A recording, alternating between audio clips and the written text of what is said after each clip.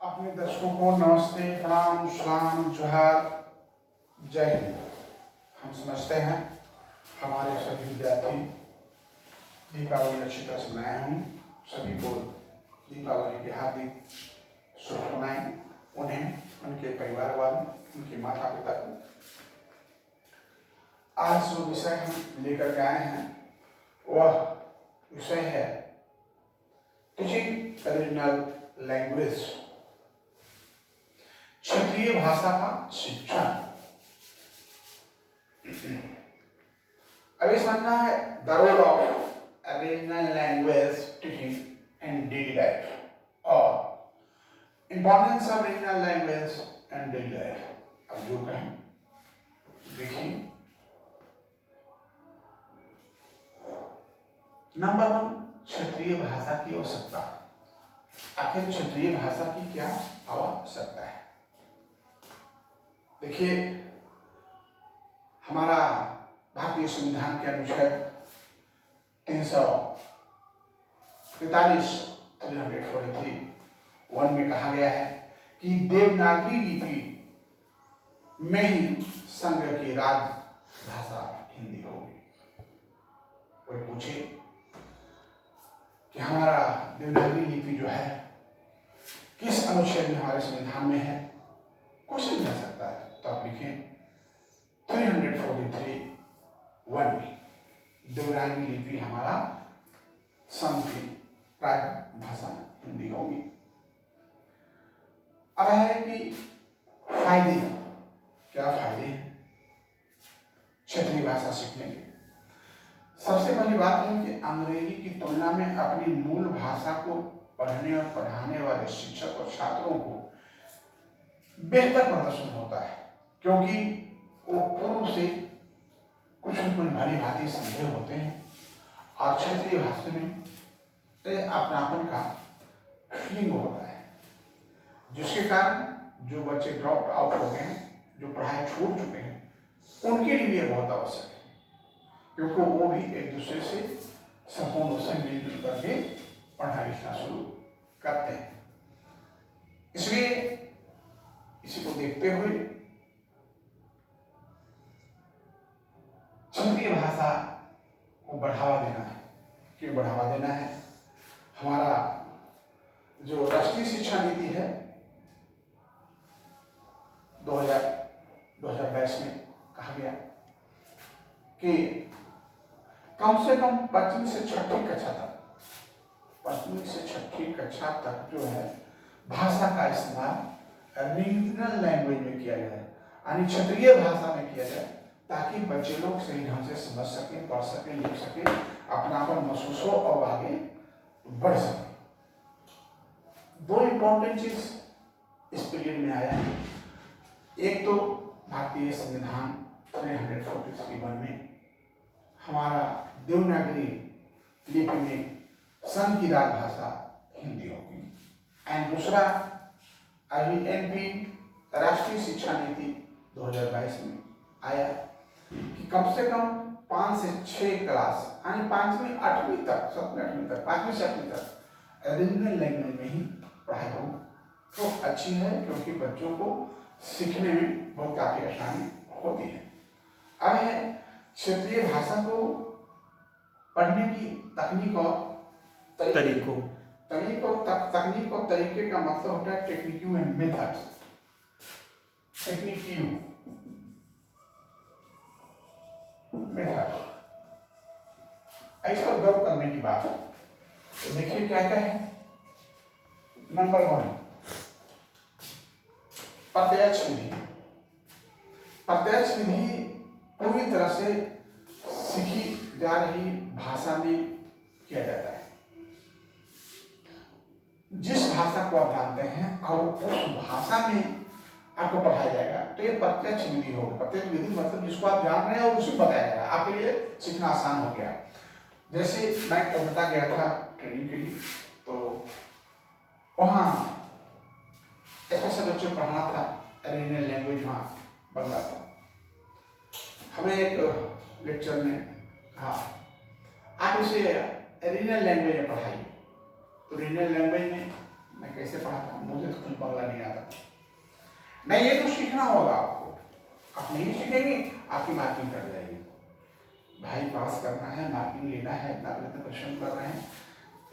तो मैंने चलती बस में लोगों को बोलने में, अपने सहपाठी जो हमारे क्लासमेट रूममेट, तो उनसे पूछ करके मैं बंगला सीखा, लिखना पढ़ना, और उसने बताया आज तो मैं बोल लेता हूँ, सुन लेता हूँ, समझ लेता हूँ, पर थोड़ा पढ़ना भूल गए।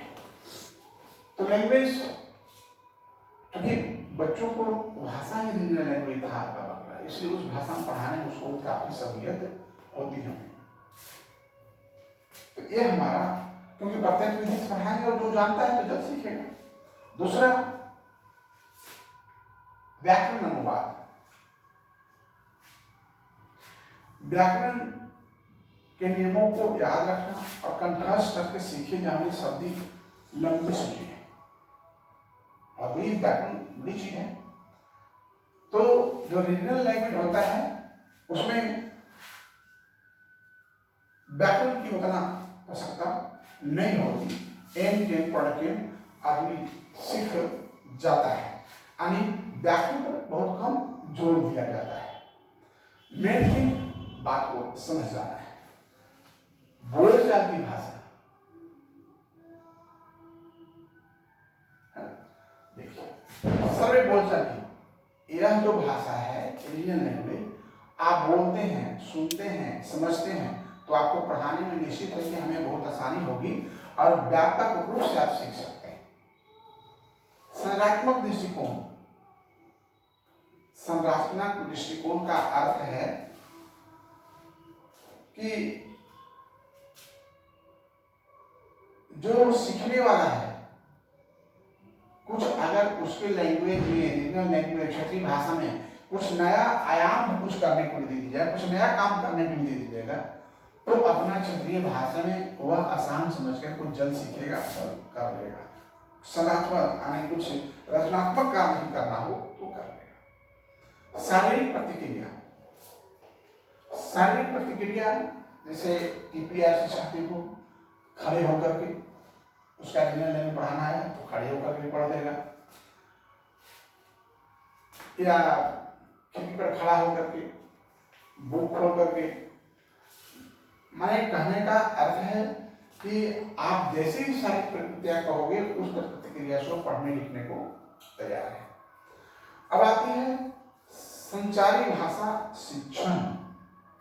संचारी भाषा शिक्षण, CLT, कम्युनिकेशन लैंग्वेज टीचिंग।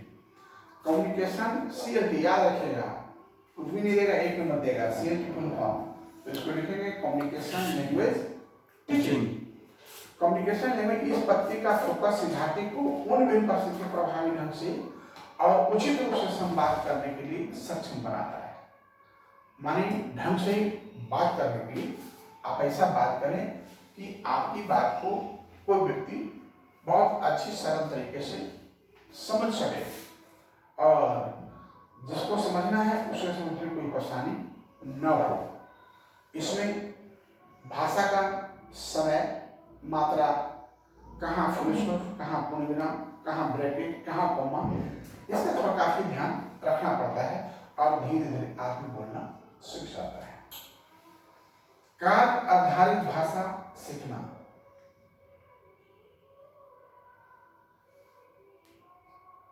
कार्य आधारित भाषा, इसको अंग्रेजी में बोलते हैं ABL,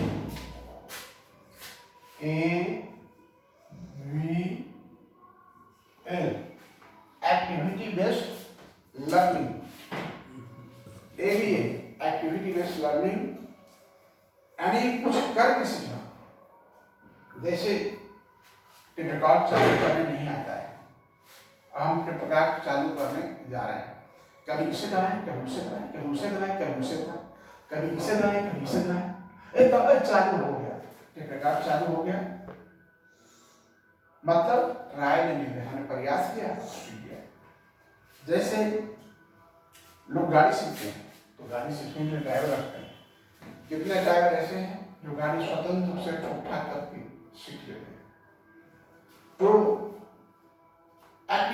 based learning, activity based learning, करके सीखना, कार्य आधारित, माने जो शिक्षण ग्रहण हो रहा है तो उसमें काम करके, माने पढ़ के पढ़ा करके सिखाया जा रहा है। प्राकृतिक दृष्टिकोण, नेचर एटीट्यूड। प्राकृतिक दृष्टिकोण का मतलब है आप जिस क्षेत्र के हैं, जिस भाषी के हैं, उससे जुड़ करके उसकी संस्कृति, उसकी चाल, उसके बोल, उसके रहन सहन, उस एक्टिविटी के अनुकूल हमें समावेश करना है। इसे हम कहते हैं प्राकृतिक दृष्टिकोण। तो हमारा अभी जो मैंने बताया था, importance of regional language teaching in daily life, क्यों जरूरी है, बहुत संक्षिप्त में बताता हूँ। इसलिए जरूरी है क्योंकि जब हमारा रीजनल लैंग्वेज होगा तो हमारी ये बोलचाल की भाषा होगी, सुनी सुनाई भाषा होगी, मदर टंग होगी, जन्म से ही जानते होंगे और कोई उसी भाषा में पढ़ाएगा तो निश्चित रूप से है कि हम मोर डेवलप उस काम में करेंगे। जय